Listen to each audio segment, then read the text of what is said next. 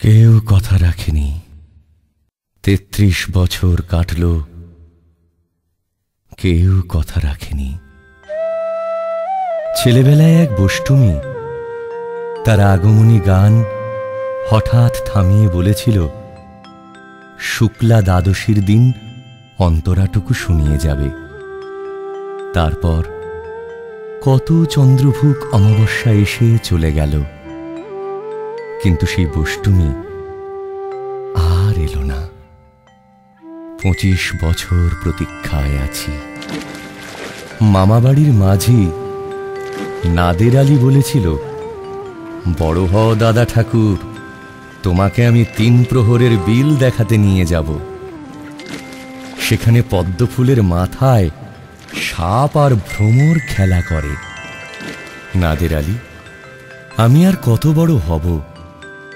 আমার মাথা এই ঘরের ছাদ ফুঁড়ে আকাশ স্পর্শ করলে তারপর তুমি আমায় ৩ প্রহরের বিল দেখাবে? একটাও রয়্যাল গুলি কিনতে পারিনি কখনো।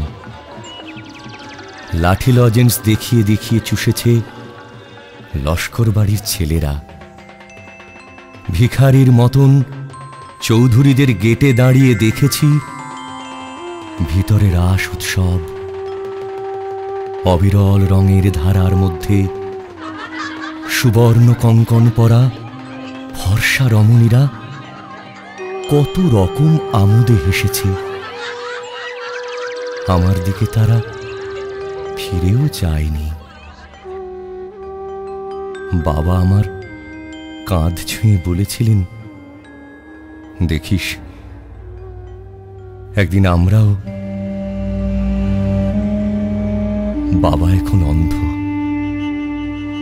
আমাদের দেখা হয়নি কিছুই। সেই রয়্যালগুলি, সেই লাঠি লজেন্স, সেই রাস উৎসব আমায় কেউ ফিরিয়ে দেবে না। বুকের মধ্যে সুগন্ধি রুমাল রেখে বরুণা বলেছিল, যেদিন আমায় সত্যিকারের ভালোবাসবে সেদিন আমার বুকেও এরকম আতরের গন্ধ হবে। ভালোবাসার জন্য আমি হাতের মুঠোয় প্রাণ নিয়েছি। দুরন্ত ষাঁড়ের চোখে বেঁধেছি লাল কাপড়। বিশ্ব সংসার তন্ন তন্ন করে খুঁজে এনেছি ১০৮টা নীল পদ্ম। তবু কথা রাখেনি বরুণা। এখন তার বুকে শুধুই মাংসের গন্ধ। এখনো সে যে কোনো নারী। কেউ কথা রাখেনি। ৩৩ বছর কাটল, কেউ কথা রাখে না।